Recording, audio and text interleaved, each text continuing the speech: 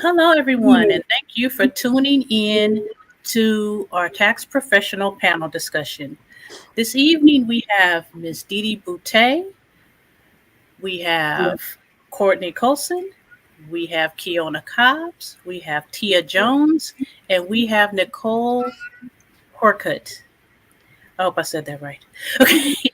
And we are going to have a discussion to help educate new tax professionals and business owners in how to prepare to have a compliant upcoming tax season. Courtney, the floor is yours.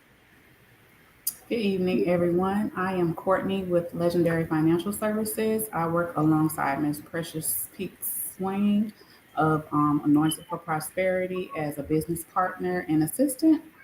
I've been working with her for about 2 years. Very educational. She keeps our team up to date. Tonight, I'm going to moderate this discussion. If we could start off by introducing yourself and tell us how long you've been in the industry. We'll start with Miss Didi. Yes. My name is, I am Didi Boutte. I am a trainer, coach, mentor, slash DIYer. I've been in the industry since 1994. However, I took a really long break and came back to it in 2018 after I was let go from my full-time job. And this is what I do full-time. Okay. Can you tell us what your views are on whether education should be required or not in this industry? I absolutely do believe that education should be required. When you're giving out financial information, even though taxes is something that you can do just like you do your nails, a nail tech still has to go for some kind of certification. They still have to go to class and learn how to do it correctly. So, if I can do my own nails and I don't have to be, licensed or certified, but if I go to a nail tech and they have to be, then, why is a tax professional any different? Why is it even if I can do my own taxes, the person that I go to doesn't have to meet any minimum standards? And so I think that if you don't place some kind of education requirement on it, you are going to continue to have um, these problems with tax professionals just not having the knowledge that they claim to have when they're working with clients. Okay. How important is client education to you? Who was the question for? How important is client education? I think client education is just as important as education for the tax professional. I think it's become very easy for people not to educate their clients, right? They just send them a tax return, sign here, move on. We'll see you next year. When I meet with my clients beforehand, I do an interview. I let them know what things we're going to work on for next season. I follow up monthly with them, and so that when this time comes around, like part of the year, I'm already sending out notifications. All that mileage log looking. What's going on with your profit and loss statements. Did you change? Did you move? Have you made any changes? Just, keep me updated. So my monthly newsletter that I send out to them keeps them abreast of some changes in the industry or things that I'll be looking for. And because I'm really am open year round, they always have an opportunity to reach out and ask questions about their business or personal income taxes during the year. Okay. What is the one piece of advice that you have for business owners? Ooh, document, document, document, document, document, document. I used to do this thing called documentation, and it's really the worst part of being a business owner is they want to make the candles and the makeup and do the hair and be the barbershop and detail the cars, but no one wants to invest in a bookkeeper or a tax professional or a CPA or an accountant. They can't see the value in that when that's where most of your money is either lost or gained. And there's so many of our community Black businesses that don't have business credit because they've never monthly, created a balance sheet, created a profit and loss sheet, closed their books, open their books, even, know what a book is. So we lack the approval rating when it comes to loans and grants because of our lack of education with business. And so you're starting to see many more companies spring up, nonprofits. A lot of businesses become kind of more focused on educating Black business owners so that they can qualify for some of these loans that are coming out. Okay. I have one more question, and then we're going to backtrack a minute. What is the one piece of advice that you have for preparers? Education. I have always said that it does not matter how many years you've worked in this industry. I'm still teaching the beginning basics of tax preparation in my class, just like even if the person's, they've done 1,000 tax returns. I don't care. Everyone teaches different. Everyone learns different. So when I go through basics, I made a post last week where if you're using the word certified or licensed in your promotional material, then I already know you didn't have, enough education. And I had so many posts, and I know Precious, because you were right up there responding. And so many people were like, "What are you talking about? You don't know what you're talking about." And I'm talking about people who want to self-identify as like, somebody who's been in this industry for 15 years. And they're like, what are you talking about? I use certified all the time. I use license all the time. Well, then that really scares me because there's a whole section of like the most important part of tax law is the Circular 230. And it clearly says, I read it. It's the first thing I read at the beginning of every training class is you cannot use this language. This language is not approved by the IRS. I barely say I'm IRS registered. That's probably as far as I'll go. And the only reason why I use that terminology because I am registered with the IRS, right? I go fill out an application, I pay for it, I'm on a list, they have my number, name, address. So registered is probably as strong a word as I'll go to. But even then, I don't use it, frequently when I talk about being a patent holder. But yeah, education. I don't think that people understand whether you've been in here for 2 minutes or 20 years, that you can still learn something in this industry. I do from tax preparers like yourself, every day. They show me something that, oh my God, I could do it this way. And so, never stop learning. Thank you for that, Miss Didi. We'll move on to Kim. If you could please introduce yourself and tell us how long you've been in the industry. Hi, my name is Kiana Cobbs, and I'm owner of Cherbre Financial Services. I've been doing taxes for the last 4 years or so. And what was your other Okay. question? Courtney, did I miss the last part of your question? No, I think you did introduce yourself and tell how long you've been in the industry. Okay. What are your views on whether education should be required or not in this industry? I feel that education should be required because things are constantly changing. Mhm. Laws are changing, things are being implemented, and I feel like everyone should be up to date, especially with doing taxes. I feel that is an important piece is to stay educated. Yes, ma'am. How important is client education to you? Client education is very important to me. I do educate all my clients of what's going on, everything that I'm doing, so they won't be surprised or come back to me saying I didn't understand this, I didn't know this. I feel like client education is very important as much as it is continued education for the preparer. Yes, ma'am. What is one piece of advice that you have for business owners? For business owners, I would recommend maybe having all clients sign some type of agreement and just have certain guidelines in place and make sure the client understand the guidelines before starting to prepare their return. Okay. What is the one piece of advice that you have for preparers?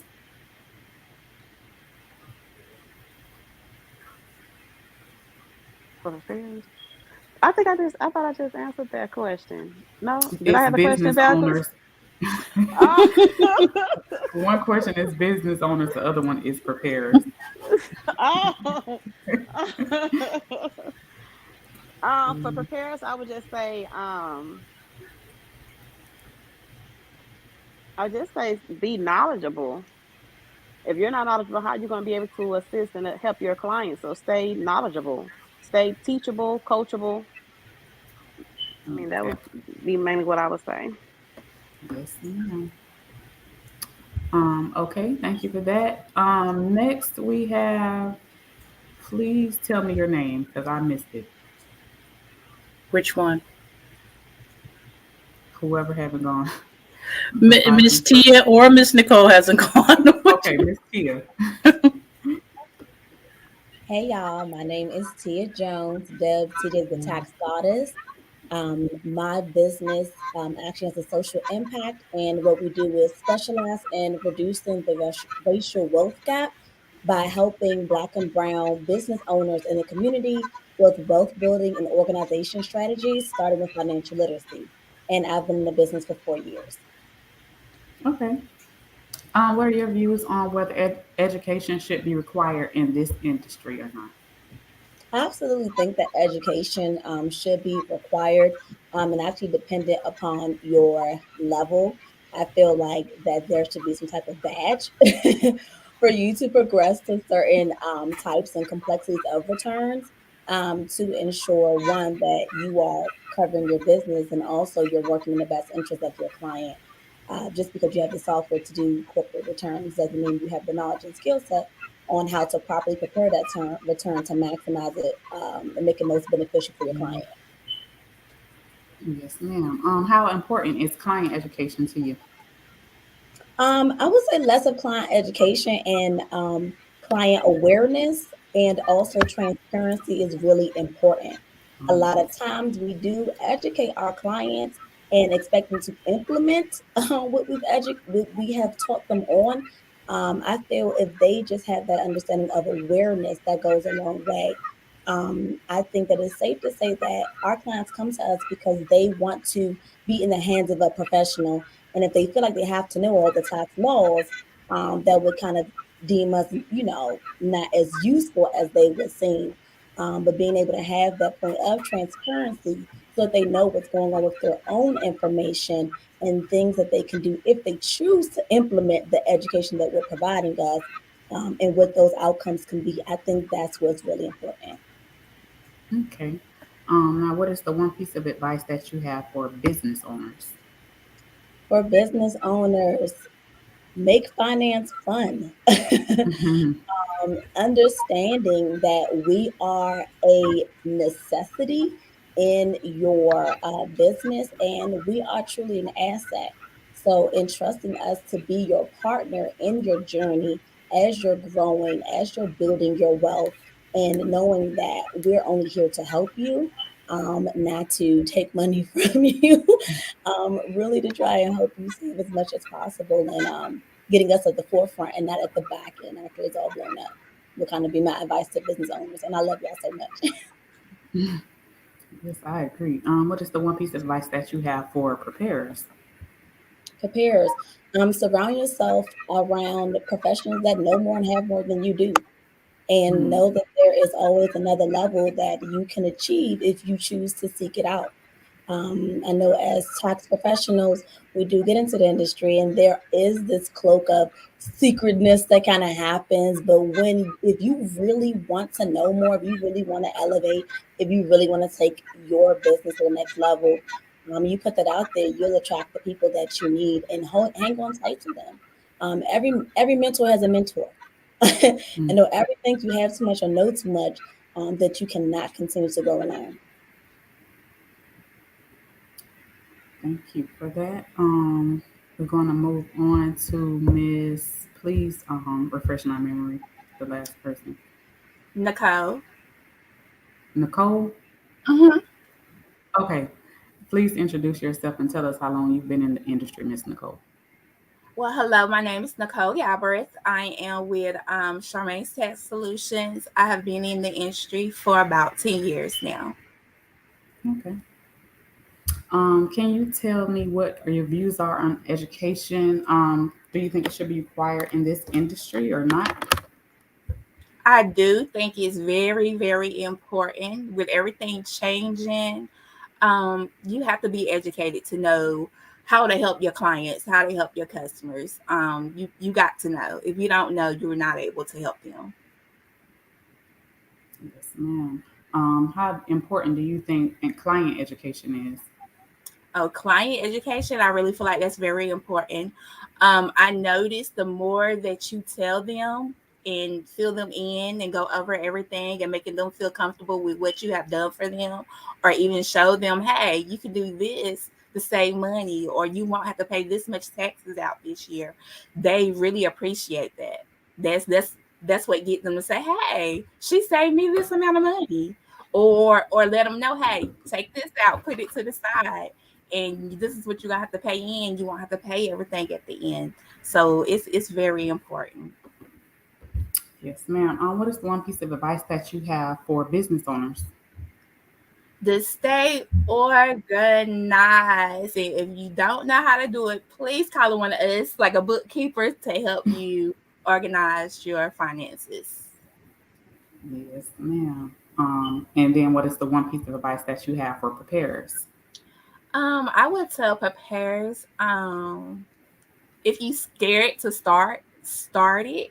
If it's Mhm. something that interested you, go out there and do it. Get educated. I think one of the ladies had said before, surround yourself with what you want to be and where you want to go. Yes, ma'am. Is that all you have, Miss Nicole? So yeah, that's it. Okay, so for our very last person and my mentor, Miss Precious Wayne Peaks, if you could please introduce yourself and tell us how long you've been in the industry. Hello, I am Precious Swain Peaks. I'm the owner of Anointed for Prosperity Bookkeeping and More. And it's going to tell my age, but I got started in 1991. Had quite a few years on a roll and then had a space where I had to take a small break, kind of like Dee Dee's situation, and kind of regroup and regain some balance, and hopped back in temporarily under another company and have gone back totally on my own, we'll say, for at least the last 3 years. I want to say it's been about three now that we've been on our own again. Okay, if you can tell me your views on whether education should be required or not in this industry. I totally agree that education should be mandated. There's too many people hopping in because it's not required, giving those of us who work really hard and get the education a bad name, really making us look bad out there. How important is client education to you? For me, based on experience, it's very important for me to educate my client. Not so much to the point that they don't need me, but a client needs how to know what's important in the operation and the foundation of their business. A lot of these people starting businesses right now have not gone to college or anything like that.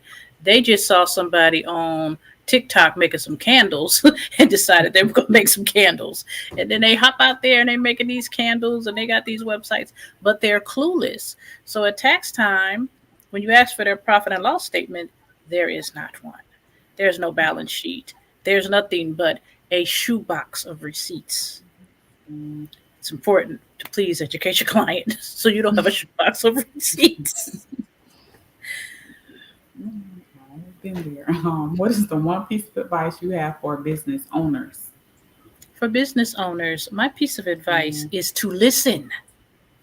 Mm. Listen. It's not that it's not a million of us out here saying do the right things. It's that you don't listen to us. You think clearly we don't know, or we think we know too much, or I don't know what's going on. But if I were going to give business owners any advice, it's you know my clients, so you know why I say this. My first piece of advice would be to listen. Yes. Okay. And then what is the one piece of advice that you have for preparers? For preparers, I have a special love for preparers. only because having been in this game so long, I watched it go from paper and your 10 key to making it fully automated for you. But in that process, taxpayers lost their drive to really know how to do it. And if your software messes up, a lot of them are clueless. They don't know how to go in and fix it. They don't know what to go in and fill in on the return. So I encourage all tax preparers. If you can't hit the IRS form, I understand everybody's budget is different. But go on irs.gov and take some of these courses that they offer for free. Educate yourself, continuously educate yourself. It's what I recommend for all preparers. Okay. Yes, ma'am. And you not only recommend it, but you provide it and beat it into our team's head, so we will be educated, and that's not stopping. We very much appreciate you for that. That is all the questions that I have. Now we have an open floor. If anybody wants to elaborate on anything anyone else said, um, turn it over to Miss Precious Swain. Well, the one thing during open roundtable is I'd like to know how everybody feels about the changes coming to our industry. Is everyone in a position where they feel prepared with this IRS free option that they're getting ready to release? Or are you a little worried because of your W-2 clients? Where are we mentally with this? Am I the only one worried about thinking about it over here? I'll be honest with you, I haven't even given a second thought. It's to me, it's no different than, TurboTax offering a free option that was never really free. I think it's still going to be about education. I still assume a lot of people just pray that the software gets them through it. Because we all get the phone calls that say, hey, I just finished my tax return. Can you look it over for me? I'm like, I'm not your teacher. I'm not going to check your work for you. Okay. I'm the professor. You give it to me. I, go over it and I give it back to you when it's completed. So, honestly, I haven't wasted any sleep over it. I haven't changed anything. I'm still, communicating with my clients on a regular basis, touching base with them. They're asking questions. They're, going in their portal and uploading documents and getting ready for next tax season. So obviously, they don't even know that it's an option. So pretty much like most things, people don't really pay attention to stuff unless it's going to be giving them some kind of money. And, I feel the same as Dee Dee. Whereas, it just hasn't played a factor. I will say though, looking at the statistics from this past tax season, that paid tax preparation services have gone up significantly, which means that we're doing something to show our value in this industry. And the tax law has just gotten more complicated with the stimuluses and the 3-year extensions, and people are really leaning more on us now than ever to recoup things that credits they may thought they have lost. And I just don't think that free tax filing would be appealing to the majority of my target audience anyway. Well, the one thing that stands out for me when I did the training on it is it's going to be a total different world than the free H&R Block or the free TurboTax that really wasn't free. Because of the stance of the IRS, they really have no work to do other than to type in their name and their social. They already have their W-2s, their 1099. Well, first, if you have a Schedule C or anything other than a W-2, you're not going to be able to use it. So it's going to mainly impact the offices that have a lot of W-2 clientele.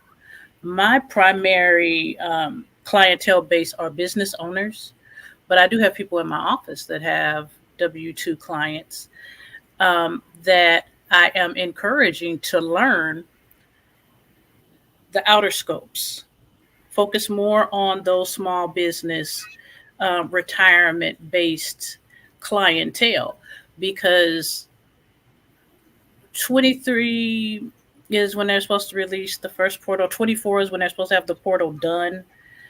I'm People are lazy. And if I have the option, and I'm a preparer, I've been doing this for some years. If I have an option to go straight to the IRS versus going through a middleman at no cost, for me, that's going to kind of be a no-brainer. And so when we look at, trying to think how to politically correctly say this, when we look at where we stand in the industry, because all of us have our offices, we have our clientele, we have our service bureaus, we're doing it.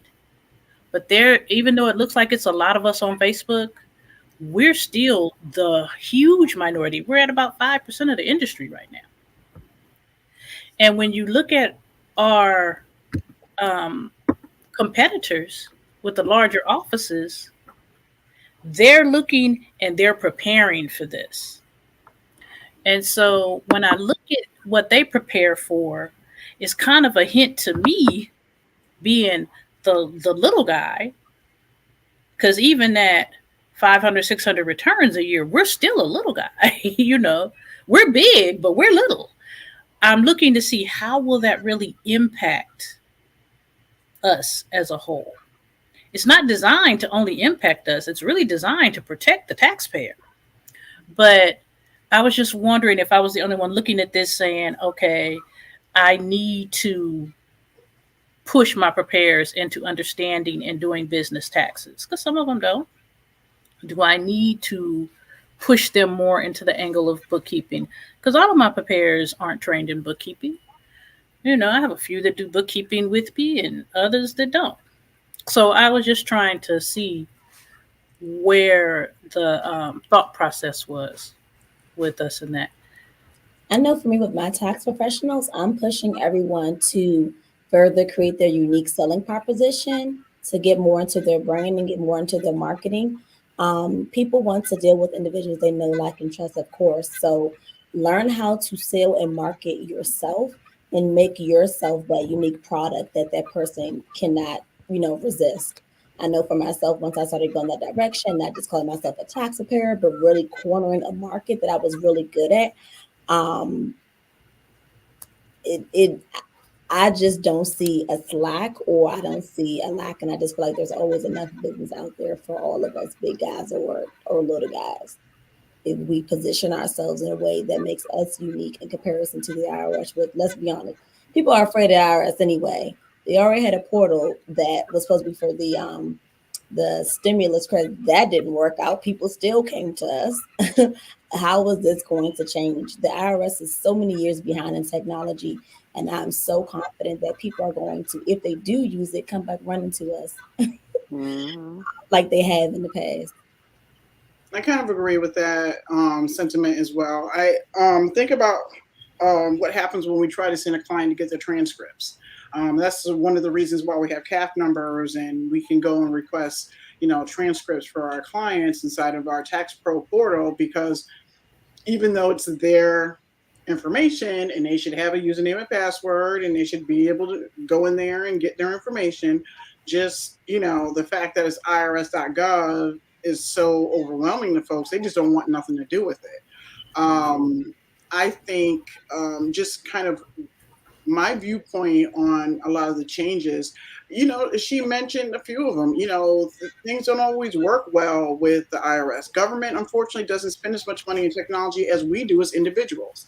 I can guarantee you that most of us here have a more secure client portal and spend more time on adhering to compliance for data security and top of the line, client relationship managers than the IRS is using. Take a look at ID Me and what, a farce that became. I mean, people were literally just like, no, you can't have my information. I'm not going to go through that process. So there's still always going to be clients that just are not going to be tech savvy, or not going to be the ones that want to go online. And maybe, we do start offering additional services. One of the things that I started offering or something like priority service. If people want their tax return done as a priority, you pay a little extra, you move to the top of the line. I think we should always kind of pivot and look at how we offer our services. Bookkeeping. You mentioned that you don't have all of your tax professionals trained on bookkeeping. I spent better part of this summer putting together a bookkeeping course. I just have to get it uploaded to my platform. But yeah, there's going to be an opportunity for people to go through and learn the basics of bookkeeping. And I know yourself, that's something that that you do very well in. And I don't think it's a bad thing that we learn new skill sets that we can add along with being tax professionals. I think it's always going to be an opportunity for us to increase our revenue, because to be honest with you, if you don't make your 100K or 150K or whatever it is your goal is for those 6 months or 4 months or 5 months, you still are either working or you still have to make more money during the rest of the year. Mm-hmm. So, there's nothing wrong with pivoting. And even if you did successfully hit your quota, I tell people all the time, they ask me, why did I decide to add a product to a service? And it's because I wanted to, point blank period. I wanted to do something different and was out there. So there are plenty of tax offices and preparers that are already pivoting and offering, different things, unique things to either offset income, increase stickiness with their clients, increase engagement. And I think just because of the nature of who we are, I think there will always be opportunities. We will always find opportunities to increase our revenue. Now that I do agree on. How many of you guys are in states where there's either medical or recreational legal marijuana? I've taken I had to take the classes for accounting for legal marijuana. Is that something you're pushing to your preparers? No, we're not allowed to have, we're not allowed to have legal distilleries. They're around, but overall, the concept of understanding business activities and what that consists of, and really we're at a point where now if a person comes into our office and they have a business and they do not have a profit loss, they have to do bookkeeping. It is mandated, and we will give them a package for them to backtrack it for the whole year, or we can't do that service. But specifically, we do small amounts here, but it's not anything where they should be educated on, because it's still really new in my state. And I have a tri-state, so I'd have Maryland, Virginia, and DC. Okay. The reason I ask is because it is a class I'm getting ready to roll out to my preparers, only because it is a predominantly cash-based business. There are banks that won't even allow legal marijuana businesses to set up accounts. So it puts them in a very tricky space. And with them being in a tricky space, that tricky space kind of filters over to us at tax time. Because if you can't even get a bank account, you know what I mean? It's not like you can't bring me bank statements. You can't bring me nothing. And so I was just trying to get a feel for if I'm being a slave driver and just cracking whips, learn this, or if my counterparts are kind of, in the same range with it. What have you come up with for that solution? That's really interesting. Well, I'll be honest and tell you, I came up with taking a bunch of classes to make sure I was learning the legal aspects of it, because, there's so many things they can't claim that normal businesses can. And so you can claim everything for growing, but you can't claim dispensaries can't claim like the stuff to sell. Like they can claim the portion to grow and they can claim their inventory, but other stuff they can't. It's very weird. It's very, very weird. Does that fall under agriculture and farming? Not really, kind of, but not really. I'm gonna send you the link. Remind me in the chat to send you the link. And it's just really crazy. And here's why: because federally it's illegal, state by state it's legal. So it plays it's a real funky game.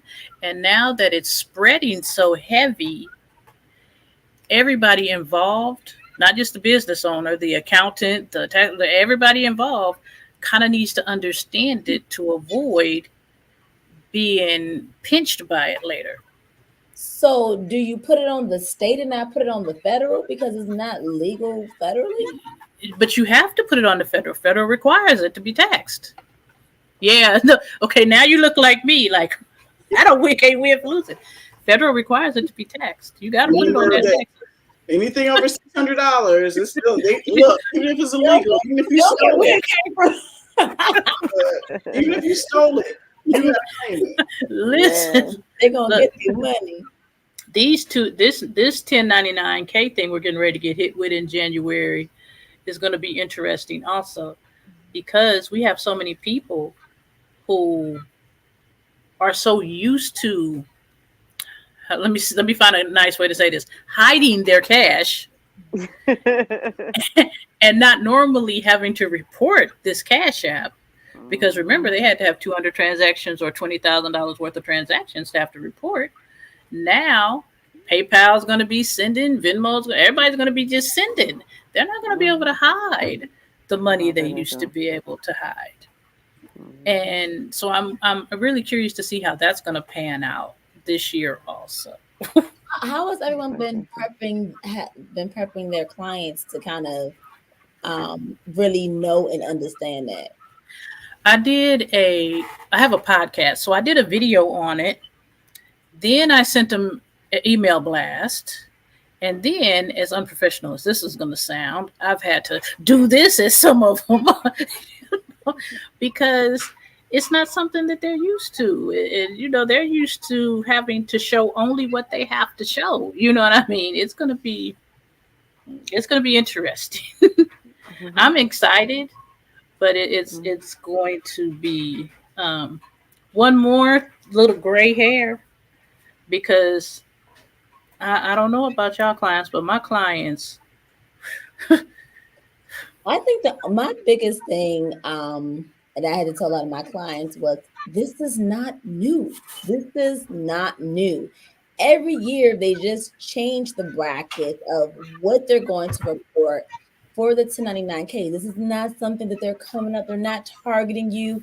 They just lowered what that reporting amount is going to be. I said, and regardless, you should be reporting anything over $600, whether it's the paper or not. Yeah, anyway. This is nothing new. Nothing should change. Your business you shouldn't feel this pressure. It should all reflect and it should all match. Whatever exactly. The tax return should match up with what's on that 1099K. Exactly. Today I did a video talking about compliance, and I look around, and a lot of the times as we still see hip hop artists, comedians, actors that look like this still getting tax evasion. And so the discussion about compliance was, is it that we're not telling them? Do we need to put something together where we're actively teaching, calling them, hello, you don't buy that next pound. I need you to pay your quarterly taxes. You know what I mean? And then I realized that there's some who get the emails, who get the reminders, and just don't. I guess they figure they'll pay it later, but next thing you know, the feds is at their door bringing them out their house and they draws. How do we, as tax preparers of color help get our businesses, our African American business owners, to line it up. Can I be honest with you? I take the ones that I interact with, and it's like you have to do it just like you do. I hate to use this word, but like you do with kids, you have to break it down to them like they're six. You do not pay this.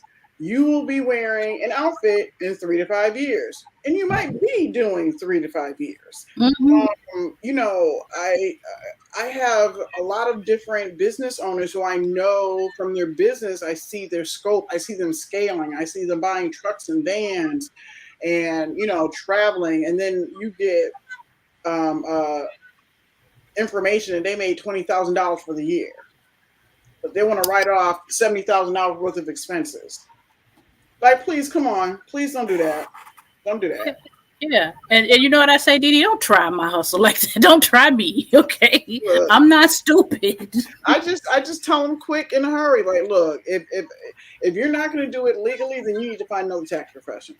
Because I don't do that kind of hustle your taxes thing. That stuff went out to me when, real people started getting locked up. And I think that we have always learned as a community to get over. Our goal was never to comply.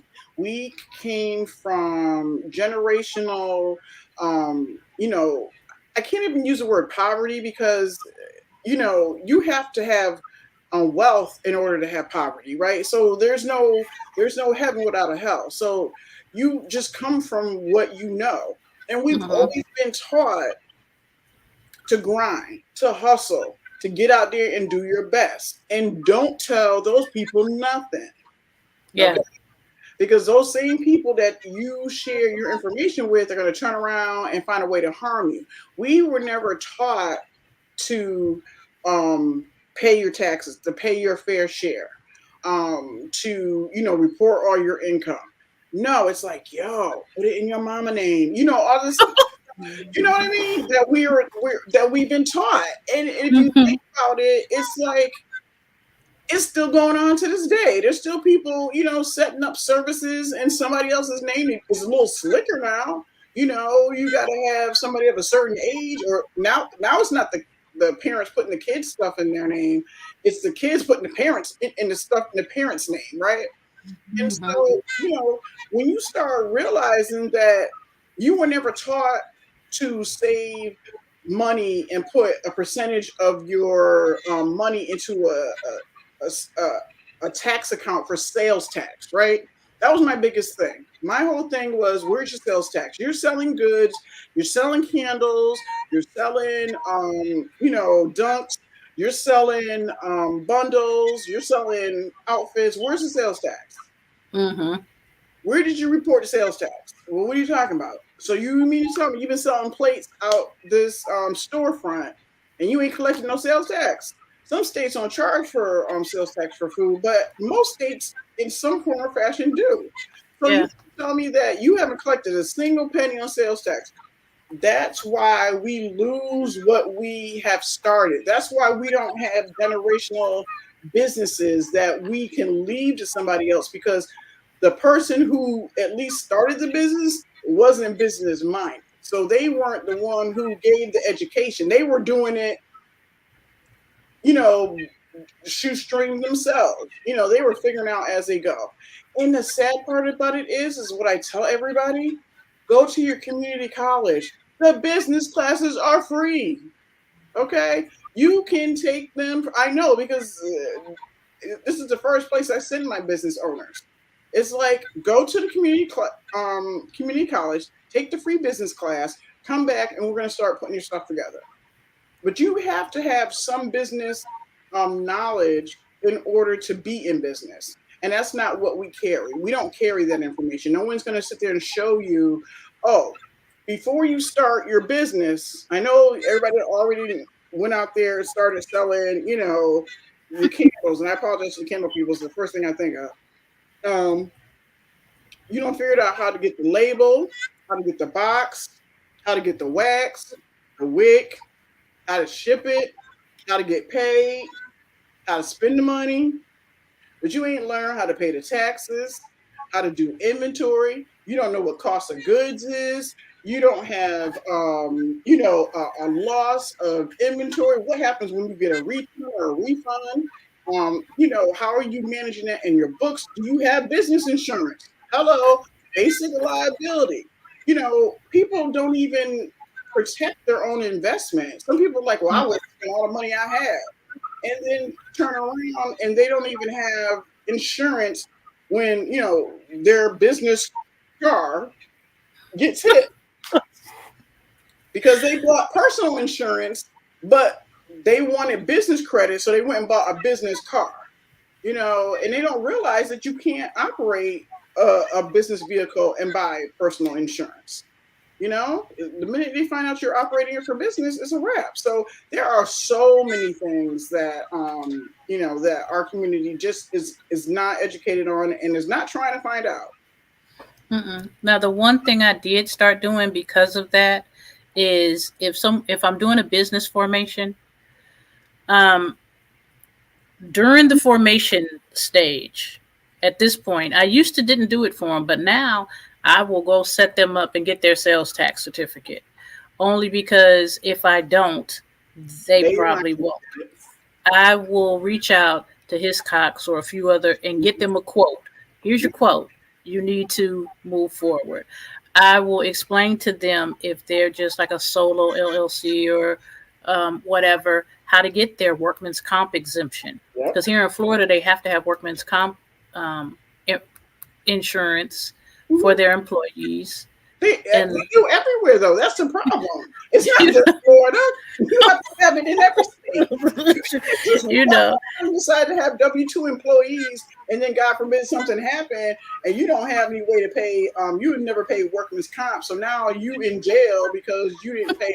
You didn't pay into their state tax, their federal tax, their workers' comp, their unemployment compensation. People forget that there's a reason why all those deductions come out your check. Yeah.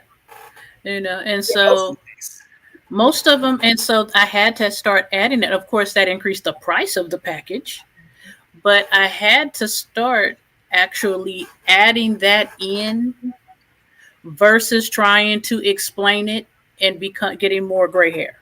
Because it just leads back to, and why do I need this? But if you just already, okay, we're going to filter all this into your price and we're just going to do it.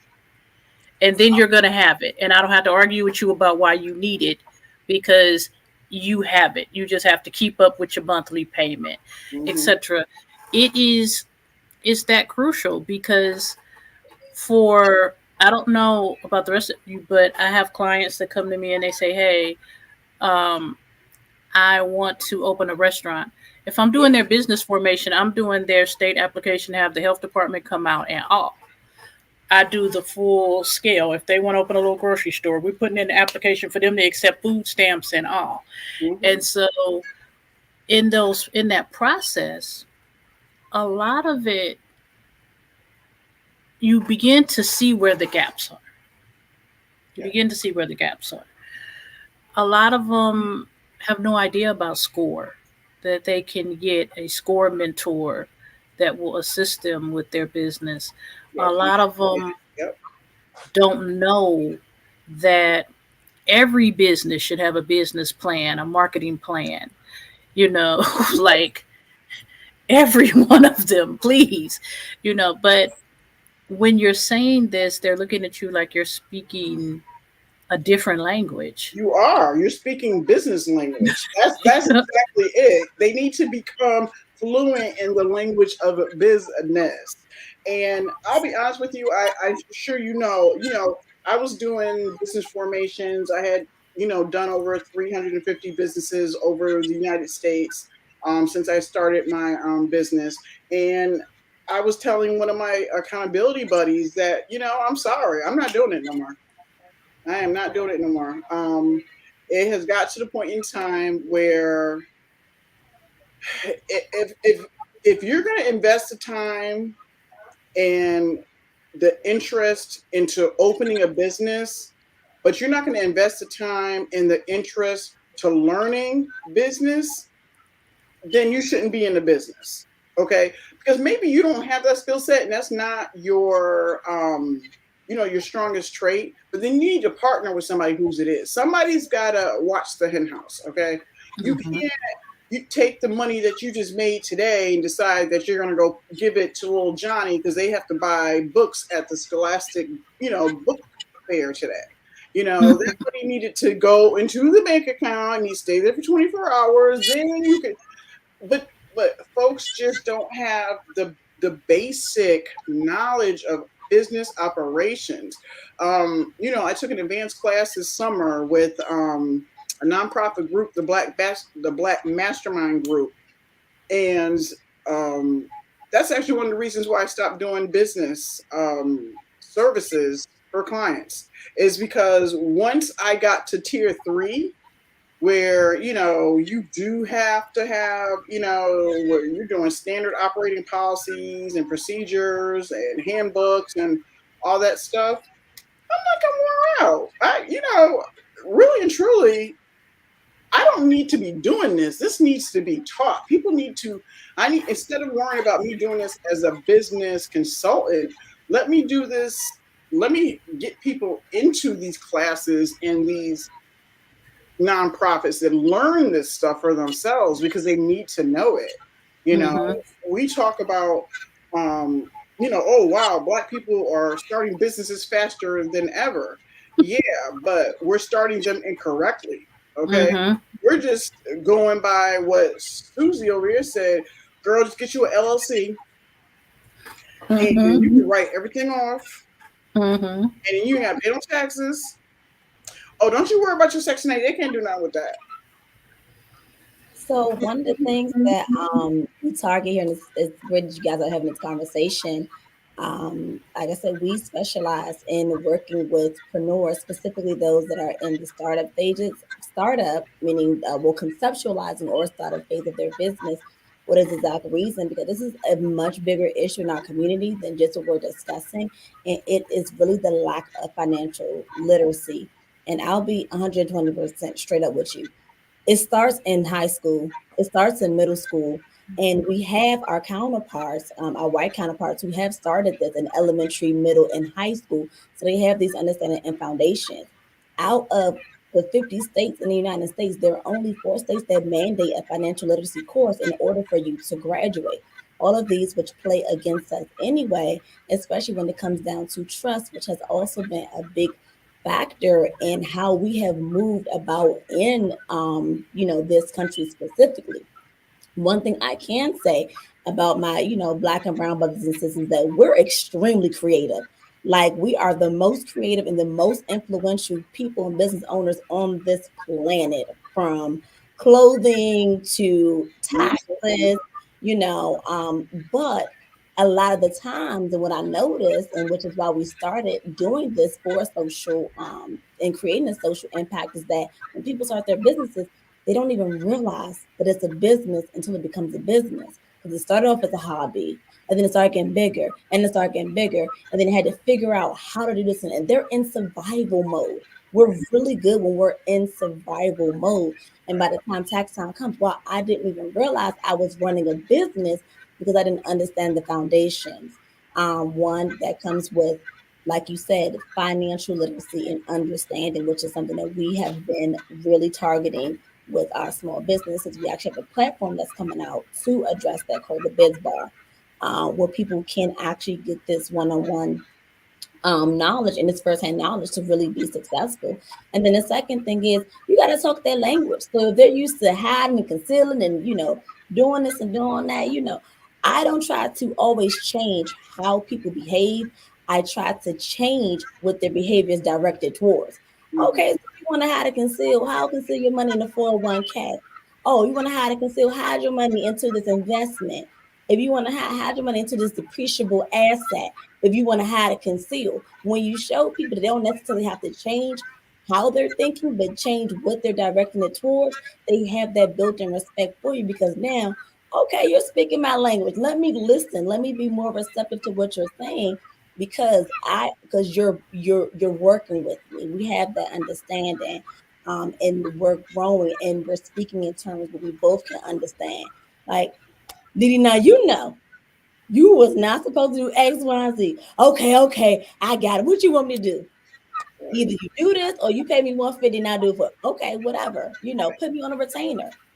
I'll do this for you $300 a month. Put me on a retainer. And that's how my business was set up. It was set up as a retainer for all these Black business owners, and I was there to do the things that they did. I was essentially the operating manager, right?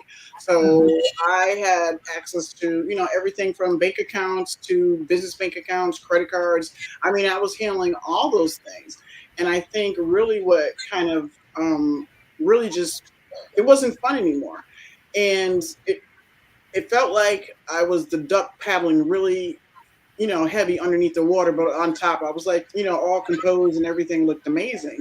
And so what I found is that there was no more interest in still learning what they didn't know. The only thing that was happening was I took the responsibility from them and then they allowed me to do it, which is also what happens in other communities. But if you think about it, while we don't have financial literacy inside of educational platforms like our colleges and schools and stuff like that, but that doesn't stop immigrants who come to this country in less than 6 months they have a business. You know what? It's because the information that someone in their family before them gathered was shared. Mm-hmm. And so there's not that competition that people are worried about. They'll help everybody in that family get a business because they don't believe in working for somebody else. They believe in working for themselves. Yeah. We are just the opposite. We were taught not to work for ourselves. We were told, get a good job, work for 30 years, get a pension, retire, and die. Because that system is safe and it is predictable. And let's not forget, when I talk about community, that's even amongst ourselves. We should not be a one-stop shop. We should not be the bookkeeper. We should not be the COO. We should not be the auditor. We should not be all these things in our businesses. Whether we are hiring people that's what they're great at, because if we are doing all these things, how can we be great at one thing? Or we're creating a community within a community. We are tax professionals. We are financial experts. So we're now creating partnerships amongst ourselves where everyone is still being the expert in their field. I'm not doing bookkeeping, but I partner with a bookkeeper and I provide that service. And the process is so seamless. You don't know that she got her own business and I got my own business. Right. That's how it's supposed to be. Yeah, but I partner with someone. In order for us to be able to expect someone else to do that, our clients, we have to show them by example too. Like, guess what? This is a community. You see what's going on here? How you're talking to this person, that person, that person. That's how that flow works. The same thing with, I hope that they're going back and sharing this information with their other entrepreneurial friends, that they're talking about this at dinner, that this is a conversation. Why is it that when we get a paycheck or you ask, what are you making? It's a whisper, it's a hush. We need to talk about this freely. These are things that are not taboo in other cultures. We have to really break down these barriers and understand that in order for us to have generational wealth, we have to have communal wealth.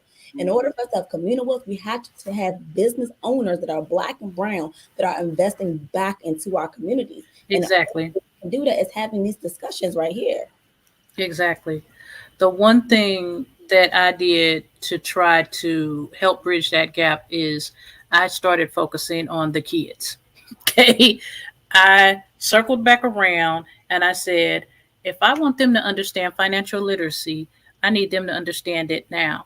And so Kimmy, my granddaughter is 8 now. We started her business when she was 5. She makes lip gloss, does pop-up shops, whatever. So I said, okay, I need the other grandkids to have businesses. When I say grandkids, that doesn't just include the natural ones. Courtney's kid is one of the grandkids. So I said, okay, I'm going to do composition books. Now, mind you, he's probably still mad at me because it has a Tyrannosaurus Rex instead of a Blade.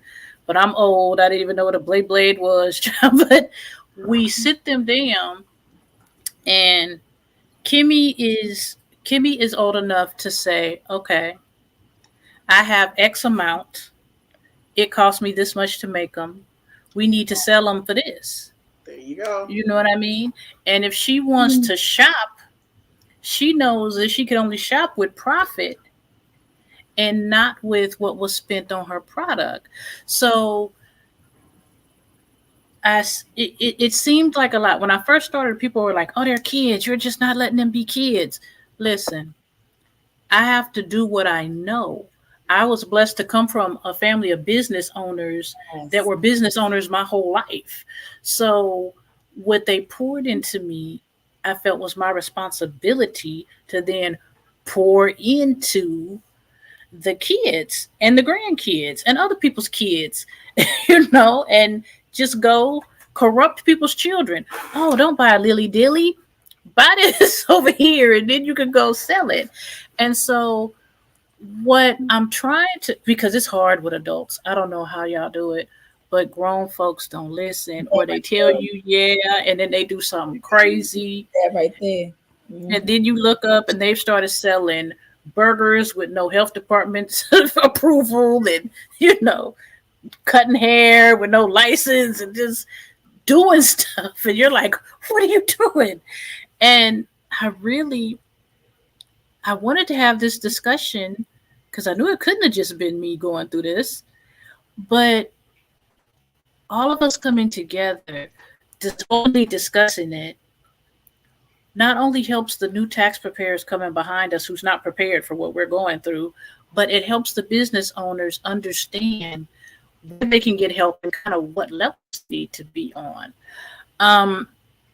So I thank you guys so much for accepting the invite. We've hit the hour, so I want to respect your time because all of you have businesses. But I really would like for us to run this back on another session and see if we can get a few business owners to come on with us and share with us.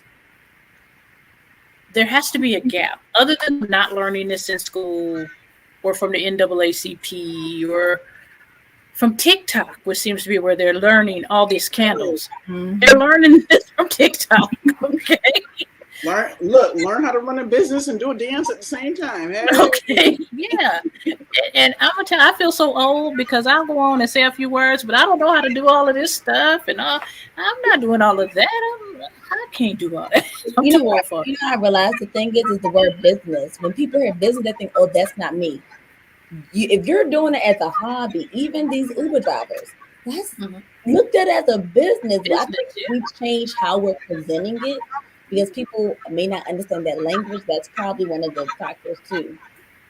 Yeah.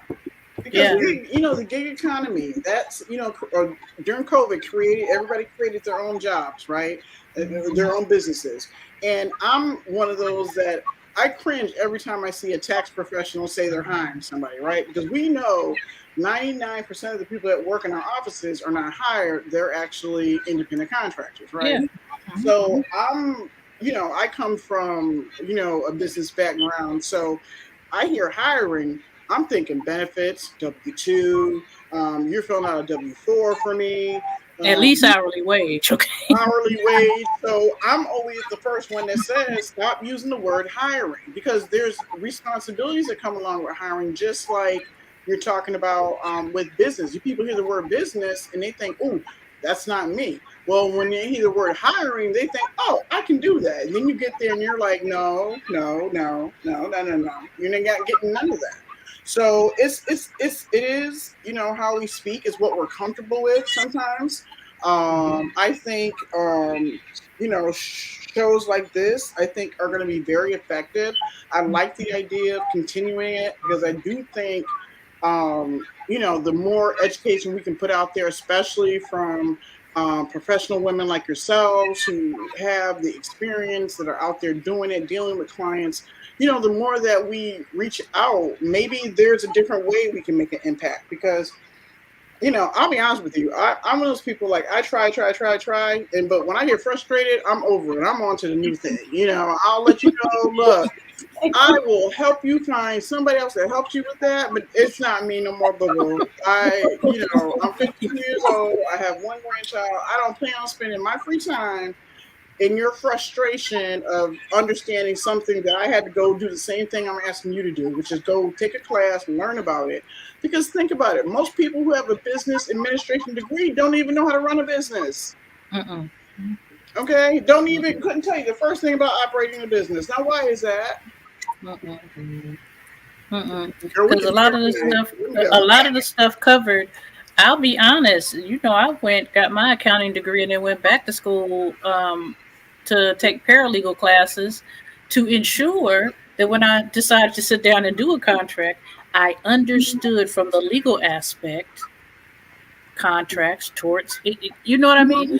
I needed that extra fluff because originally the goal wasn't to be a tax professional. I went to be an accountant, and taxes just kind of this way in there, and there it is, There it and is. Yeah. then next thing you know, you're doing business formation because as a paralegal, when I worked in a law office, that's what I did all day, and then because I started with a niche in entertainment, I ended up with a heart for people who didn't realize they had a business that had a business. Like you keep saying, the hobby, because now you're paying good money to get studio time and mixing and mastering and graphics and hairdos and all of this, and you might not make no money for a few years, and you don't know that you need to claim this. It was really interesting.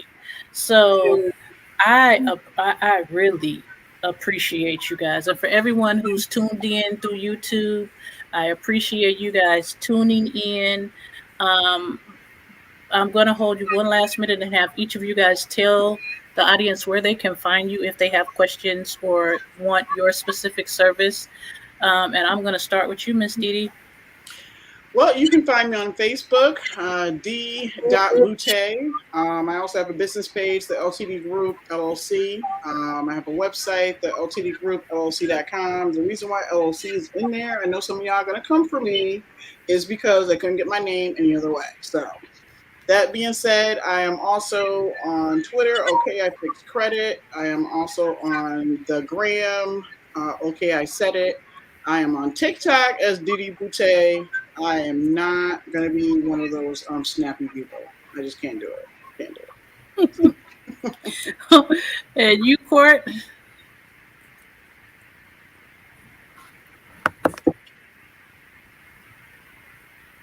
Courtney, you can hear me? You muted. Can you hear me now? Mm-hmm. Okay, you can find me on Facebook, Courtney Colson, COURCNEE COLSON.